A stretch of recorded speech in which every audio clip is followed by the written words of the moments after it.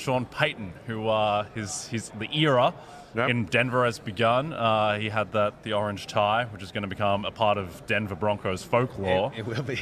A little tell, Yes. which should have shifted the betting market. People weren't paying close enough attention. But he had some things to say about Russell Wilson yesterday and his coaching situation in terms of personal coaches. Coach, Russell Wilson had a personal coach, Jay Keeps, in the building with access who wasn't on the staff. Yeah, I'm not too familiar with that. How do you feel about players having their own people off the staff in the building, access to players? Yeah, that's foreign to me. That's not going to take place here. I mean, I'm unfamiliar with it, but our staff will be here, our players will be here, and that'll be it.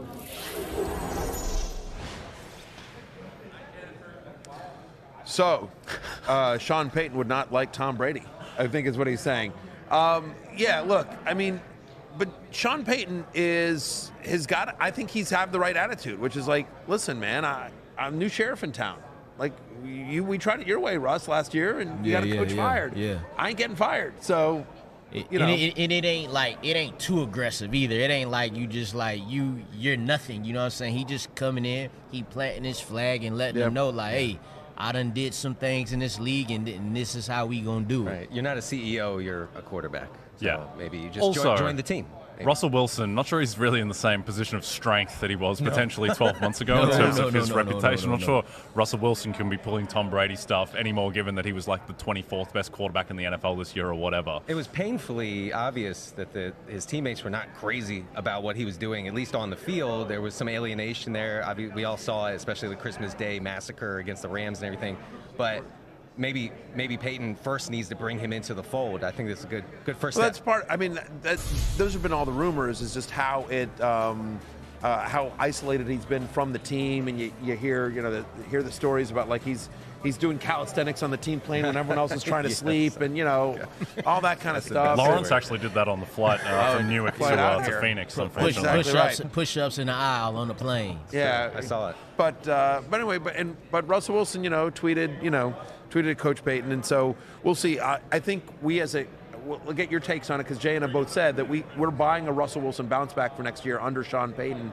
Lawrence and Denny, where are you guys in this? I'm going to have a piece on NBC Sports Edge today, kind of breaking down the numbers of what needs to happen for Russell Wilson. One thing is play action, because they did not use play action all that much, especially when they fell behind this season. Talking about Nathaniel Hackett's staff. Sean Payton does have a history with using play action successfully. I think if they can get more involved in kind of misdirection and keeping defenses on their toes, I think that'd be great for Russell Wilson. I'm buying a bounce back for sure. Yeah, I'm gonna say he go up this year, next season too. Because first off, there's nowhere to go but up. That's from that situation. Like, will he get back to top 5 quarterback status? I don't know about all that, but when we talking about from a fantasy perspective, he definitely could get back to hovering around that quarterback 1 range with Sean Payton. Because Sean Payton's offenses always do numbers. Don't matter what the team do, his offenses do numbers. Yep. All right, last news item for today. AJ Green. No, that would be a big story. If AJ Brown retired, that would shift the line. AJ Green retires. Nice little last moment for AJ Green, catching that ridiculous touchdown pass against San Francisco in Week 18. But one of the best wide receivers of his generation, Matthew. I mean, look, fantasy royalty right there. Over his career, he had 3 different top 10 finishes as a fantasy wide receiver. From 2011 to 2017, he was the 4th best wide receiver in terms of total fantasy points. Over that stretch, the only wide receivers with more fantasy points: Antonio Brown, the late great Demaryius Thomas, and Julio Jones. And so, AJ Green was so great. You sort of feel bad for him as you see the stats there on your screen in terms of the 5 straight 1,000-yard seasons to start, 7-time Pro Bowler, and being second all time in Bengals history in terms of receptions, receiving yards, and receiving touchdowns there. To me, the disappointing thing is like he was on those Bengals team that were they were always like okay. The Andy Dalton, the Marvin Lewis, losing the first round of the playoff teams. He leaves.